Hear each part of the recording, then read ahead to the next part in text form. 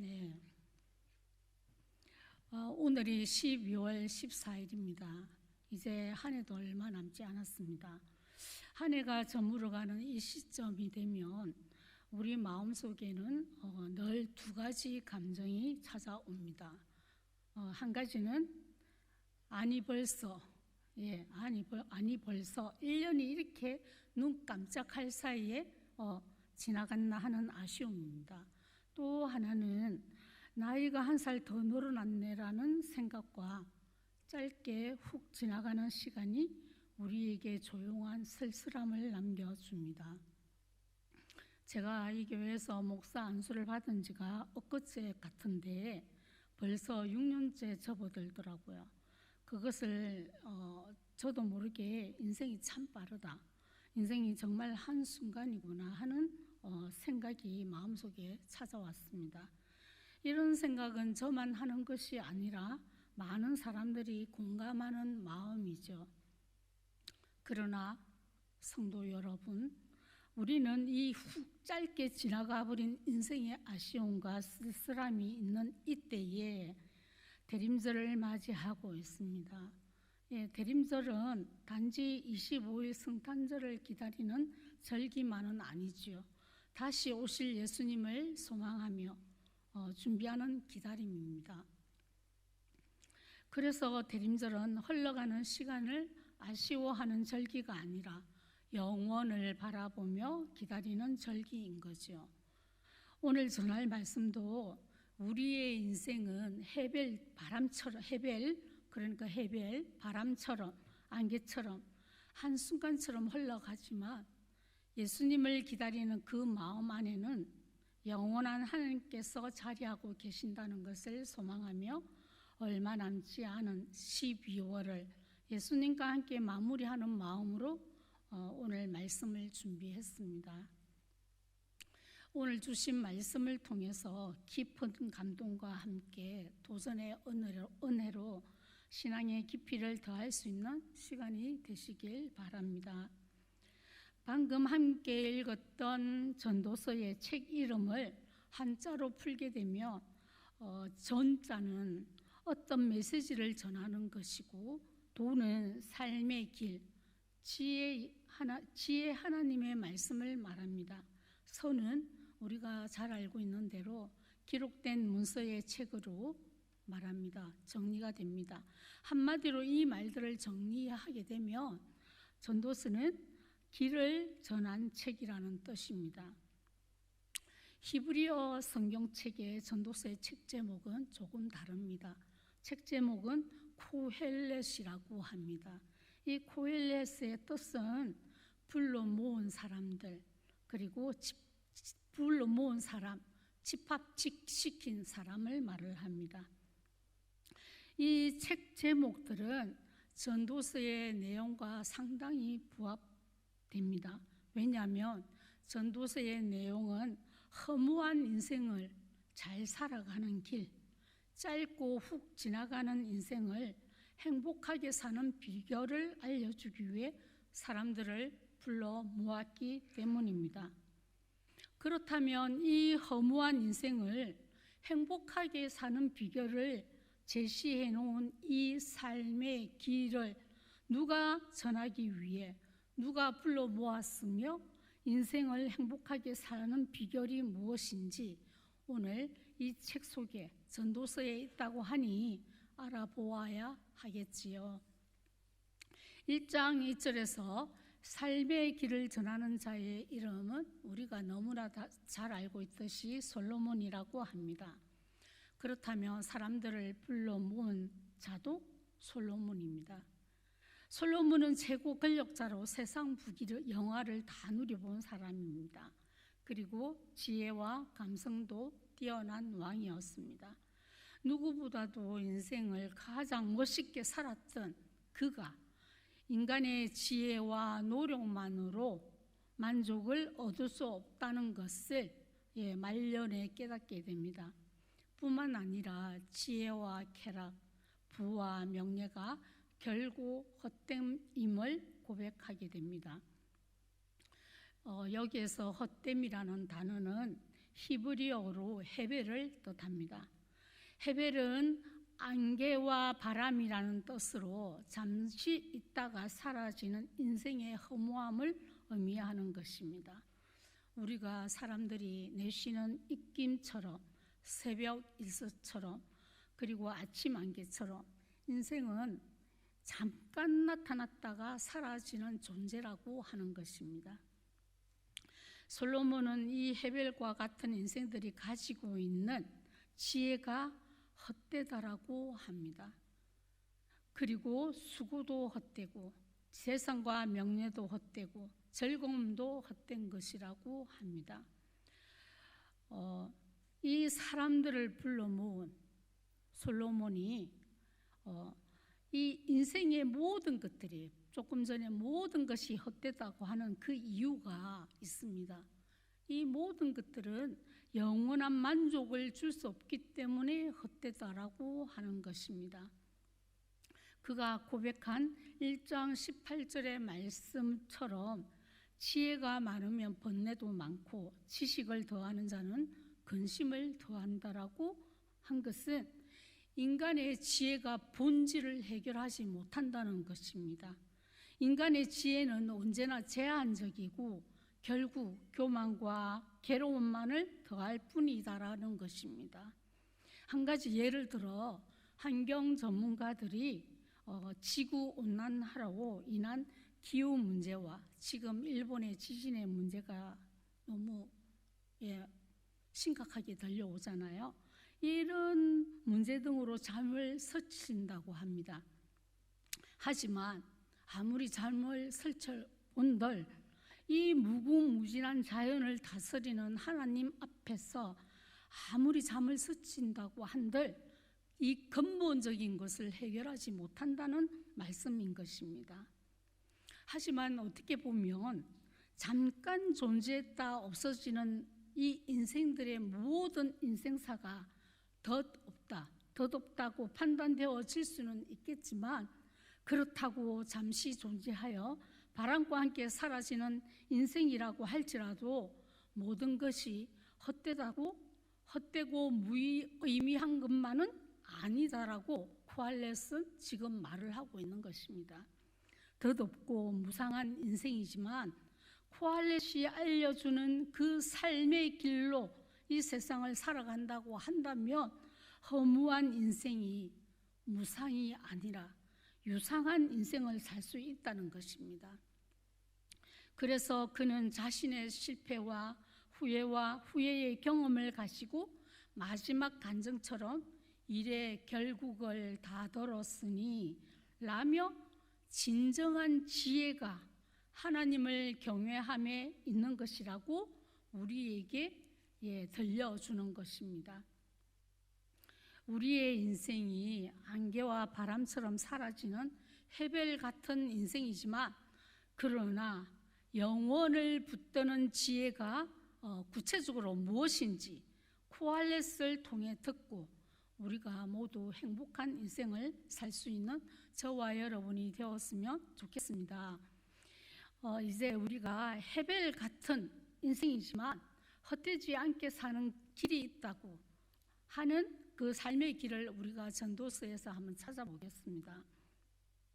첫째로 현재 우리가 살고 있는 세상은 우리가 원하는 대로 안 되는 완전한 세상이 아님을 받아들이라고 하는 것입니다. 우리가 원하는 대로 안 되는 완전한 세상이 아님을 받아들이고 마음 편하게 살아라고 하는 것입니다. 이것을 받아들이지 않은 채 세상과 사람을 바꾸려고 아무리 수고해도 그것은 헛된 결과만 낳기 일쑤라고 하는 것입니다. 이 세상에는 우리가 도저히 어쩔 수 없는 것도 있음을 힘들겠지만 인정하라고 하는 것입니다. 인간은 세상을 나의 중심으로 바꾸고 싶어 하고 사람도 나의 중심으로 바꾸고 싶고 그리고 주어진 상황도 나의 중심대로 바꾸려고 하지만 이 모든 것들을 하나님께서 굳게 하셨다는 것을 잊지 말라는 것입니다. 하나님께서 행하시는 일을 보라. 하나님께서 굽게 하신 것을 누가 능히 굽게 하겠느냐라고 하나님께서 굽게 하신 것은 인간이 아무리 노력해도 펼 수 없음을 받아들이라는 것입니다. 그렇다면 왜 우리가 세상을, 사람을, 상황을 바꾸려고 해서는 안 되는가에 대해서도 말씀에서 한번 찾아보겠습니다. 3장 11절을 보게 되면 하나님이 이 세상 모든 것을 지으셨는데 그 때를 따라 아름답게 하셨습니다. 그리고 또 사람들에게는 영원을 사모하는 마음을 주셨다고 합니다. 하나님이 하시는 일의 시종을 사람으로 측량할 수 없게 하셨다는 말씀이 나옵니다. 그런데 여기에서 영원을 사모하는 마음에서 이 영원은, 이 단어는 우리가 흔히 아는 사후 세계의 삶을 의미하는 영원한 그런 의미가 아닙니다. 이 영원이라는 단어에 대해서 정확하게 알아야 되는 겁니다. 그래야 이 전체적인 문맥이 깨달아지게 됩니다.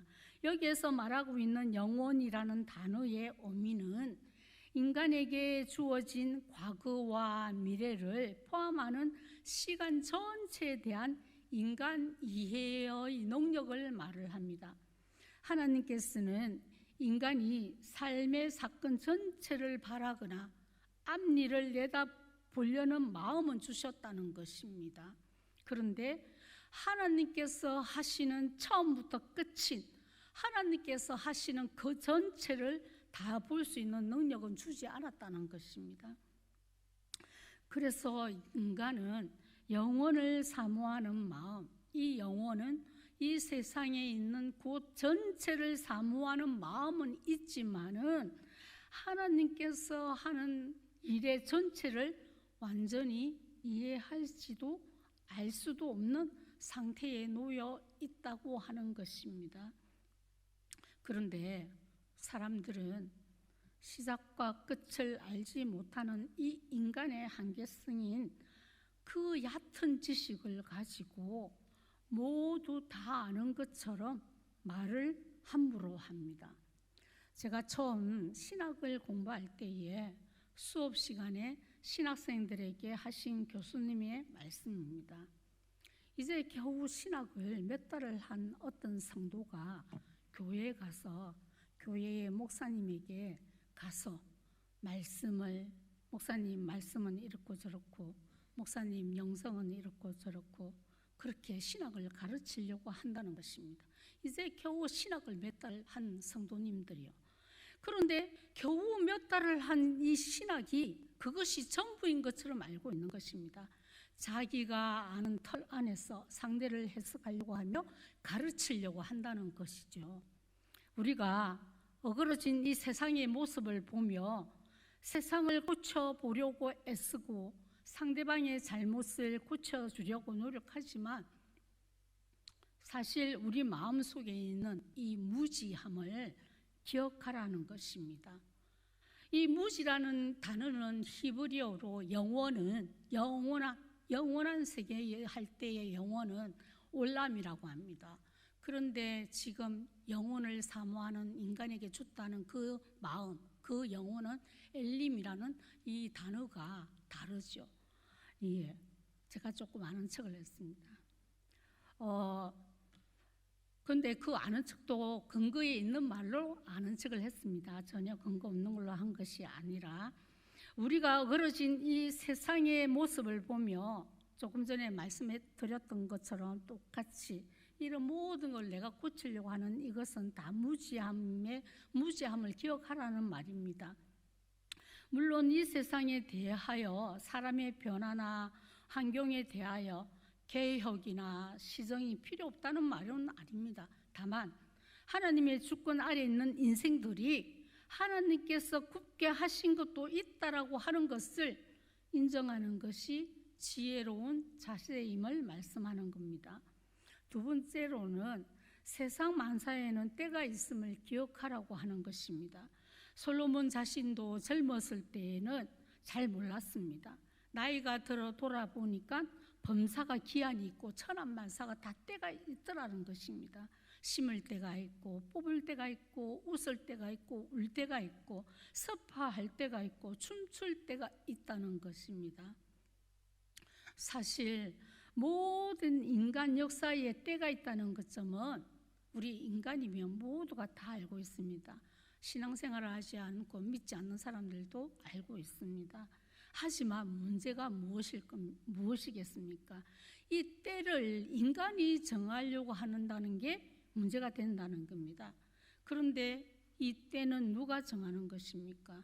이 때는 바로 천지를 지으신 하나님의 주권에 속하는 일입니다.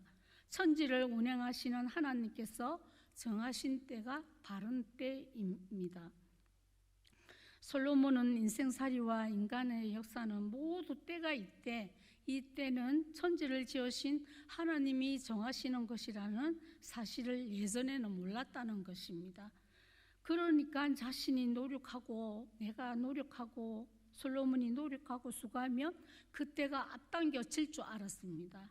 그런데 솔로몬이 이렇게 해봐도 결과 안 되니 예전에는 인생이 모두 허무하게만 생각되어졌던 것입니다.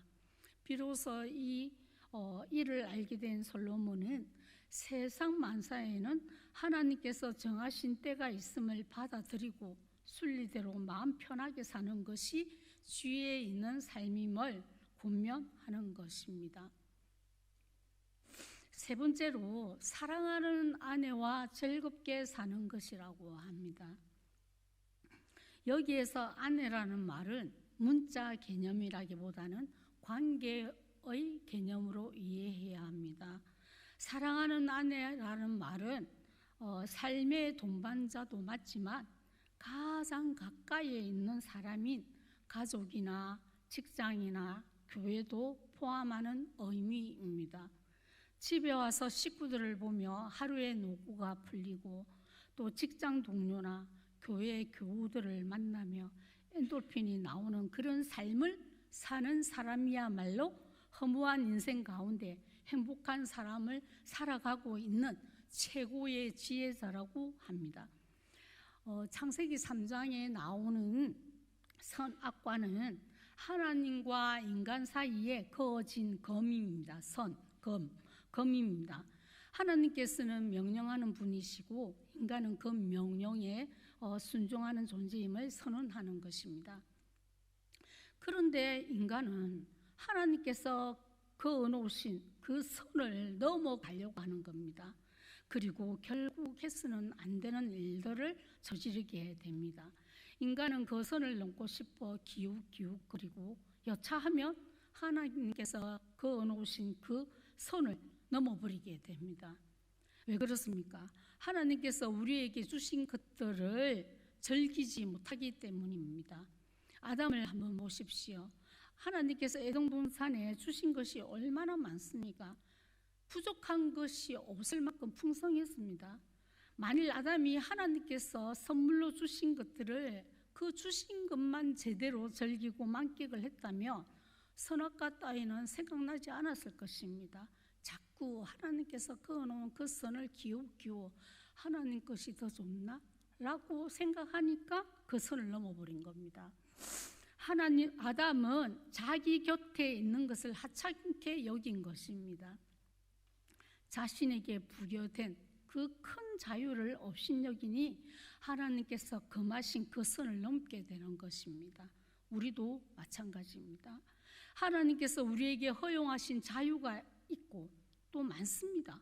그리고 복도 풍성히 주셨습니다. 이것들을 감사히 여기지 않고 다른 것에 관심을 갖는 순간에 우리도 아담처럼 우리가 지닌 것도 잃어버리게 될 수가 있다는 것입니다. 그렇기 때문에 코알렛은 하나님께서 나에게 주신 것들에 만족을 하며 내 곁에 있는 사람, 내 가족, 내 신앙의 동지들을 귀하게 여기고 이분들과 즐겁게 지내는 것이 덧없는 인생이지만 행복하게 살 수 있는 최고의 지혜라고 하는 겁니다. 지금까지 코알렛은 덧없는 인생을 행복하게 사는 비결에 대해 이야기해 주었습니다. 이 땅에 있는 사람들은 인생살이에 있어서 끊임없이 무엇을 추구하며 살고 있느냐며 바로 행복이라는 것입니다. 행복을 위해서 갈망하며 살아가고 있다는 겁니다. 그래서 아리스토텔레스는 이렇게 말했다고 합니다. 인생의 궁극적인 목적을 행복이라고 했다고 합니다. 그러니까 행복을 현재가 아니라 언젠가는 행복하겠지 하고 그 행복을 찾아서 가는 미래형으로 말을 했던 겁니다. 그런데 코알렛은 이렇게 말합니다. 행복은 목적이 아니다. 지금 현재 행복을 가져야 한다는 겁니다. 지금 살고 있는 이 순간에 집중하는 것이 지혜로운 태도이며 행복이라고 하는 겁니다. 하나님께서 허락하신 것에 만족을 하며 주어진 음식에 감사하고 사랑하는 사람과 행복하게 사는 그것이, 그런데 이것을 하나님께서는 선이라고 합니다. 선. 현재 자신이 하는 일을 즐기는 것보다도 더 선한 것이 없다라는 것입니다. 코알렛은 바로 지금 여기에서 이 순간을 기뻐하고 만족해하고 현재에 집중하며 최선을 다해야 한다고 합니다. 내일 하지, 언젠가 해야 되겠지, 그게 아니라는 겁니다. 최선은 지금 다해야 한다는 것입니다. 그렇게 해야 하는 이유가 있는 겁니다. 그 이유를 코알렛은 이렇게 말합니다. 우리가 언제 죽을지 모른다. 죽음은 그냥 끝나는 것이 아니고 믿는 자나 믿지 않는 자나 나중에 또 말씀에서 나옵니다. 바로 하나님의 심판대 앞에 설 날이 언제 닥칠지 모르기 때문에 지금 현재 여기에서 하나님께서 주신 그 모든 것들을 감사하며 살아야 된다는 말씀입니다. 그래서 코알렛이 마지막에 강조한 결국을 이렇게 말합니다. 창조주이신 하나님은 종국의 마지막에 우리를 심판하실 심판주이시므로 하루를 살아도 하나님께서 원하시는 그 선과 악의 선을 넘지 않는 삶을 살아야 한다고 합니다. 결국은 그 하나님께서 정하신 그 선과 악의 경계선을 잘 지키는 것이 행복에 이르는 첩경이기 때문이라고 강조하는 것입니다.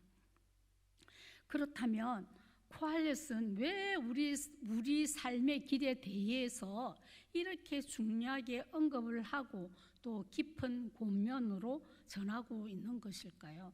그것은 사람들이 다른 마음을 품고 살아간다는 겁니다. 사람의 마음에는 악이 가득하고 평생에 미친 마음을 품고 있기 때문에 거듭 이렇게 권면으로 말씀을 하고 있다는 겁니다. 사람들은 헛된 지식을 가지고 진정한 참 지혜와 진정한 가치를 모르고 인생의 마음에는 악이 가득하여 평생에 미친 마음을 품고 있다는 것입니다. 그러다가 후에는 죽은 자들에게 돌아간다는 것입니다. 말씀에 조금 전에 말씀드린 것처럼 하나님의 앞에 심판대 앞에 서는 자는 의인도 서고 악인도 하나님 앞에 서고 선한 자도 깨끗한 자도 깨끗하지 않은 자도 예배를 드리는 자도 예배를 드리지 않는 자도 이 일어나는 이 죽음은 모두 피할 수가 없는, 모두 다 언제 죽는 순서가 다를 뿐이지 그 죽음의 길로 간다는 것입니다. 이 지구상에 존재하는 모든 인류는 그 속에 저와 여러분도 마찬가지입니다. 살든지 죽든지 한 번은 하나님의 심판대 앞에서 주님을 배울 날, 그날이 반드시 있다는 것입니다. 인간은 이 해배 같은 인생 속에서도 헛된 것에 미쳐 살며 자기 욕심을 신앙으로 포장할 때가 많다는 것입니다. 어쩌면 우리도 주의 일이라고 열심히 하고 있지만 자칭 주의 일이 될 수 있는 그 미친 마음을 품고 있는지도 모른다는 겁니다. 언젠가 저와 여러분도 모든 인류들이 피할 수 없는 그 하나님의 심판대 앞에 섰을 때에 우리 본문 14절 말씀에 기록되었던 대로 우리 각자의 모든 행위와 모든 엄밀한 일을 선한지 악한지 심판하시겠다고 하시는 말씀을 꼭 기억해야 합니다. 그렇기 때문에 코알렛은 그날에 임할 심판을 생각하며 두려운 마음으로 진정한 가치 있는 삶이 하나님을 경외하며 그의 명령들을 지키라고 하는 것입니다. 그리고 그 명령들을 지키는 것이 모든 사람의, 믿는 자든 믿지 않는 자든 모든 사람의 본분이라고 합니다. 여기서 본분이라는 말은 의무를 말하는 겁니다. 의무는 우리가 알고 있듯이 해도 되고 안 해도 되는 그런 것이 아닙니다. 계약서와 같은 책임을 요하고 있는 것입니다. 솔로몬은 하나님을 경외하는 것은 단순히 하나님을 두려워하는 존재로 여기는 그런 뜻으로, 하나님을 두려워한다는 그런 뜻으로만 가지고 있으면 안 된다라고 합니다. 하나님을 두려워한다는 것, 하나님을 경외한다는 것은 하나님의 주권을 인정해야 합니다. 그리고 하나님을 높이고 하나님의 말씀에 순종하고 신실하게 사는 삶, 이것이 하나님을 경외하는 것이라고 합니다. 솔로몬은 그날에 임할 심판을 생각하며 잠깐 있다가 사라지는 해배 같은 인생 앞에서 무엇이 가치 있는 삶인지 잘 따져보았어. 따라시, 예, 히브리어입니다. 제가 아는 책을 또 했습니다. 이 따라시는 생각입니다. 오늘 오전에도 우리 목사님께서 말씀하셨잖아요. 무엇이 소중한지, 무엇이 생각을 따라시 이 말을 거듭 말하고 있습니다. 생각을 해보고 살아라고 하는 겁니다. 그러므로 제가 하는 말이 아니라 성경에 있는 말입니다. 그러므로 정신을 차리라고 하는 겁니다. 이 따라시 생각을 해보고 정신을 차려서 하나님 앞에 심판대 앞에서 설 준비를 해야 한다는 것입니다. 그렇다면 그 준비를 어떻게 해야 하겠습니까? 여기에는 모두 완벽한 존재가 아닙니다. 때로는 우리가 싸울 때도 있고 여러 가지 하나님 앞에서 부끄러운 존재들입니다. 그렇기 때문에 우리는 그 준비를 첫 번째로 하나님 앞에서 매일 회개하는 삶이 진정한 영원을 붙드는 지혜라고 말을 합니다. 그렇습니다. 우리는 주님을 뵙는 날, 심판대 앞에 서는 그날을 위하여 어떻게 살아가야 될까요? 우리가 회개를 한다는 것은 우리가 기도할 때에 우리는 기도를 의지적으로 하잖아요. 하기 싫어도 해야 되잖아요. 회개도 마찬가지입니다. 내가 하기 싫다고 안 해서는 안 됩니다. 의지적으로 회개를 해야 합니다. 나의 기도의 시간의 일부분을 처음 순서에 회개라는 그 기도의 루틴이 있다면 그 앞에 딱 올려놓고 회개를 해야 합니다. 왜 회개를 해야 하는지도 지금 말씀에서 근거를 들어서 말씀드리겠습니다. 코알렛이 지금까지 전한 그 선악과의 경계선을 기웃기웃거리지 않고 넘지 말아야 할 선을 잘 지키며 하나님을 경외하며 살고 있습니까? 라고 질문을 만약에 하게 된다면 이 질문에 그 어떤 사람도 당당하게 잘하고 있습니다 라고 대답할 자 아무도 없습니다. 성경 구약에는 욥이라는 사람이 있습니다. 이 욥은 하나님을 경외하며 악에서 떠난 자라고 합니다. 이 말은 욥이 죄가 없고 완벽하다는 뜻이 아닙니다. 이 욥은 늘 마음속에 하나님을 섬기는 그 중심과 하나님뿐만 아니라 사람의 뜻에 순전함, 진실함, 정직함으로 진실된 신앙을 가진 모습을 의미합니다. 욥이란 이름의 뜻이 회개하는 자라고 합니다. 이 욥이란 이름의 뜻이 회개하는 자라는 것만 보아도 욥이 하나님 앞에 늘 진실되게 살려고 했다는 것을 알 수가 있습니다. 우리도 마찬가지입니다. 욥이 회개하고 자신의 모습의 거짓됨을 인정할 때에 그때에 순전하다, 정직되다고 인정받을 수 있습니다. 우리도 하나님 앞에서 욥처럼 회개하는 삶이어야 한다는 것입니다. 우리가 매일 거울을 보도 말씀의 거울 앞에서 나 자신을 비추어 보아야 합니다. 그때 비로소 우리의 속사람이 드러나고 참된 회개가 시작됩니다. 그렇다면 우리는 회개를 할 때 무엇을 기준 삼아 해야 하겠습니까? 당연히 말씀을 기준 삼아 회개를 해야 합니다. 예수님께서는 이 소아시아 7 교회를 향해서 이렇게 말을 했습니다. 그 말씀마다 계속 7번 거듭 말씀하고 있습니다. 귀 있는 자는 성령을 통해서 말을 하는 것을 교회는 들어라, 이렇게 말을 하고 있습니다. 교회는 우리 자신이잖아요.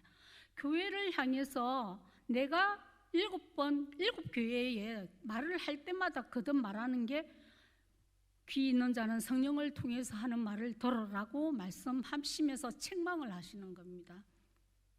계시록에 기록된 이 소아시아의 7 교회의 신앙의 모습들은 이 인류의 온 교회뿐만 아니라 나에게도 해당되는 신앙의 모습들이 있습니다. 예수님께서는 에베소 교회를 향해서 이렇게 말합니다. 꾸짖었을 때 너 처음 행위를 버렸지 라고 꾸짖고 있는 겁니다. 처음 행위란 예수님을 처음 믿었을 때 그 열정을 말합니다. 이 열정을 처음 사랑을 잃어버린 거에 대해서 회개하라고 하는 겁니다. 그렇다면 주님을 향한 우리의 열정이 지금 현재 지금도 살아서 움직이고 있는지 생각해보고 따라시 생각해보고 너가 그렇지 못했다면 회개하라는 것입니다. 예수님께서는 버가마 교회를 향하여 탐심하며 행음하게 하는 그들과 네가 살았다고 하는 이름을 가졌으나 너는 나의 믿음이 살아있습니다 라고 자부하겠지만 아니야, 너 믿음 사실 죽은 거야 라고 예수님께서 책망하시는 겁니다. 그리고 라오디아 교회를 향해서는 너의 신앙은 무언이 미지근하다 이렇게 말씀하시는 겁니다. 세상은 자신의 믿음이 죽은 믿음인데 모르는 겁니다. 내가 죽었는지 살았는지 모르는 겁니다. 그렇게 자기는 영적 부자인 줄 알고 자만하면서, 아니 모르니까 자만할 수도 없겠죠. 모르니까 자기 만족의 삶만 지금 살고 있다는 겁니다. 자신이 영적으로 눈이 멀었는지 나의 영적인 그도시 벗어졌는지도 모르고 있는 상태라는 겁니다. 그것을 누가 책망합니까? 예수님께서 지금 책망하고 계시는 겁니다. 예수님께서는 이 모든 것들에 대해서 너의 행위들을 회개하라 라고 강력하게 말씀하십니다.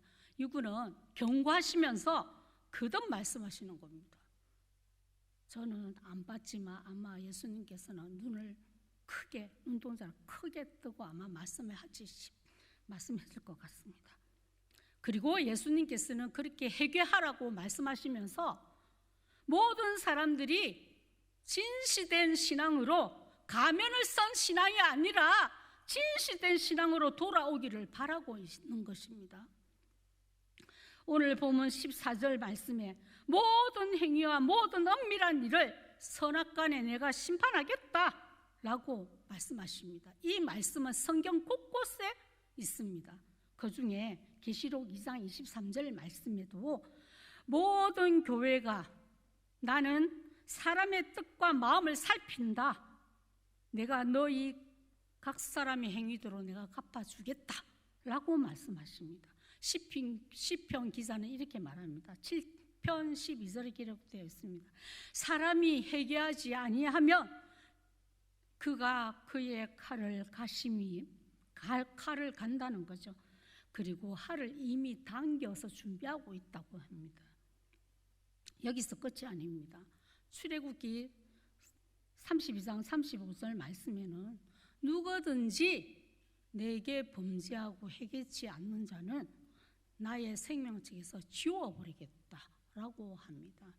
우리가 예수님을 믿고 구원의 옷을 입었습니다. 그런데 이 구원의 겉옷을 입었지만 한번 생각해 보십시오. 이 겉옷이 있는데 계속 있잖아요. 이 회개도 하지도 않고 이게 자꾸 더러워지면 어떻게 되겠습니까? 이 속옷까지 더러워지거든요. 행위를 내가 구원해서 겉옷을 입었지만 나의 속옷인 행위를 해결을 해야 한다는 것입니다. 그래 나의 구원의 겉옷을 입었지만 이 속옷까지 더러워지지 않는다는 것입니다. 이 말씀은 계시록 20장 11절에서 14절 말씀에도 똑같은 말씀을 하고 있습니다. 또 내가 보니 죽은 자들이 큰 자나 작은 자나 그 보좌 앞에 하나님의 심판대 앞에 섰는데 책들이 펴 있다는 거예요. 그 책에는 또 다른 책이 행위의 책이 있다는 겁니다. 이 말씀은 바로 행위대로 살지 못한 사람들이 회개하지도 않고 끝까지 하나님께 돌아가지 않는다면 생명책인 하나님의 책에서 다 지우겠다라고 하는 겁니다. 그렇기 때문에 4대 교회에게 하신 말씀처럼 내가 내 행위를 아노니 그러므로 회개하라. 회개하지 않고 돌이키지 않으면 내가 도둑같이 오겠다라고 경고하시는 겁니다. 이 말씀은 예수님께서 오셨을 때에 주여 주여 불러도 이미 늦었다는 겁니다. 그렇기 때문에 빨리 회개하여 돌이켜야 한다는 말씀인 것입니다. 우리가 내년에 목사님께서도 잠깐 말씀하셨듯이 성령 우리가 기도를 하면서 은혜를 받고자 했잖아요. 그런데 우리가 기도하는 이유가 뭡니까? 우리의 모습을 바로 보아야 합니다. 나의 모습이 어떻는지를 정확하게 바라보아야 한다는 겁니다. 어떻게 통해서? 기도로 통해서 또 말씀을 통해서 보아야 하는 겁니다. 기도도 아무나 하는 것이 아닙니다. 성령님께서 시켜주셔야만 할 수 있는 부분입니다. 우리가 예수님께서는 이 4대 교회에 옷을 더럽히지 않은 면병에게 칭찬을 해주십니다.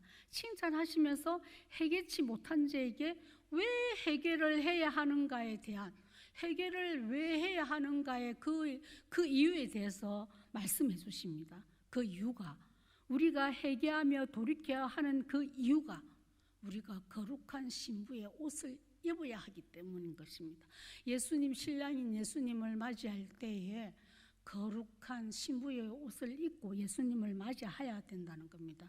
다시 오실 예수님을 거룩한 신부의 옷을 입고 맞이해야 하며 그리고 우리의 이름을 하나님 아버지와 그의 천사들 앞에서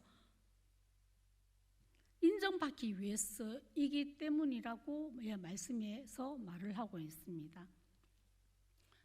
저는 저의 신앙의 뒤안길을 돌아볼 때에 회개의 삶이 진정한 지혜임을 깨닫는데 정말 어렸을게도 참으로 오래 기간이 걸렸습니다. 이 회개의 신앙으로 내가 알지 못하는 죄도 보게 되었고 그리고 나의 모든 자아와 자존심, 못된 성질, 혈기, 분노, 이기적인 마음, 교만 그리고 무엇보다도 나 자신을 주님보다 나를 더 사랑했다는 겁니다. 그것을 보게 되었습니다. 그리고 삶의 모든 헛됨들이 말씀의 거울로 통해서 보이며 깨닫기 시작했습니다. 그 예수님의 빛으로 저의 어두움의 실체가 드러났을 때 제가 어떻게 했겠습니까? 떼굴떼굴 굴며 오열하며 울었습니다. 저는 그 오열 속에서 그렇게 했다고 또 지금 제가 이 못된 이 죄들이 또 안 나타나겠습니까? 그 오열 속에서 그런데 저를 위로하시는 그 예수님의 손을 보았습니다.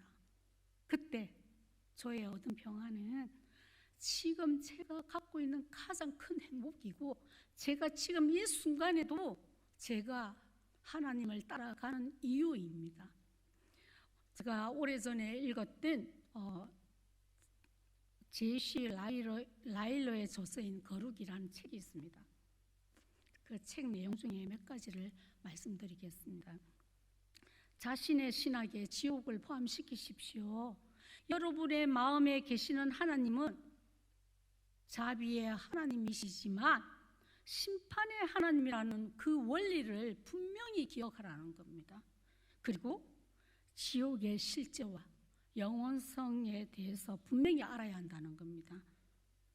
우리가 하나님의 자비와 천국의 기쁨에만 편파적으로 매달려서는 안 된다는 겁니다. 공포와 지옥의 그 비참함을 알아야 한다는 겁니다. 그리고 생각해야 된다는 겁니다. 건강한 그리스도인이라고 한다면 자신의 나의 결말이 어떻게 될지를 자주 생각하라는 것입니다. 그렇습니다. 우리가 성경에도 특히 신약 시대 때 예수님께서 이 땅에 공생애 하실 때도 딱 한 가지 결론이 무엇입니까? 지옥에 가면 안 된다고 말을 하는 겁니다. 결론은 지옥에 가지 않고 천국에 가야 하기 때문에 계속 하나님 나라의 복음을 전하고 있습니다. 사랑하는 성도 여러분, 우리는 헤벨 같은 인생을 살고 있지만 동시에 영혼을 품고 사는 존재입니다. 고할렛은 계속 우리에게 호소합니다. 지금 여기에서 하나님을 경외하라. 내일, 모레, 미래형이 아니라는 겁니다. 지금 여기에서 회개하라. 지금 여기에서 하나님의 말씀을 지키라고 합니다. 그 이유는 심판의 날이 모든 인류에게 반드시 오기 때문이라고 합니다. 그리고 그날 다시 오실 예수님께서 저와 여러분의 이름이 생명책에 기록되어 있기를 간절히 바라고 계신다는 것입니다.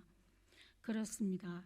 잠깐 있다 사라지는 인생 속에서 영원을 붙드는 지혜는 단 하나입니다.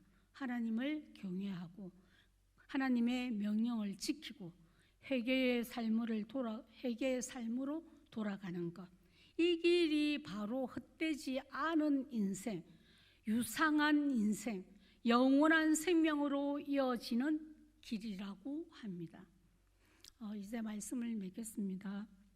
헤벨과 같이 만들어진 우리 피조물인 우리가 이 조그만 먼지털만큼의 크기도 안 되는 그 지식을 가지고 마구 우러대는 우물 안에 개구리 같은 신앙인이 되어서는 안 된다는 겁니다. 영혼과 헤벨이 맞닿아 있는 이 헤벨 같은 이 세상 속에서 우리는 영혼을 붙드는 하나님을 경외하는 신앙인으로 살 수 있기를 주님의 이름으로 간절히 원합니다. 네, 우리 찬양 하나 부르고 기도하겠습니다.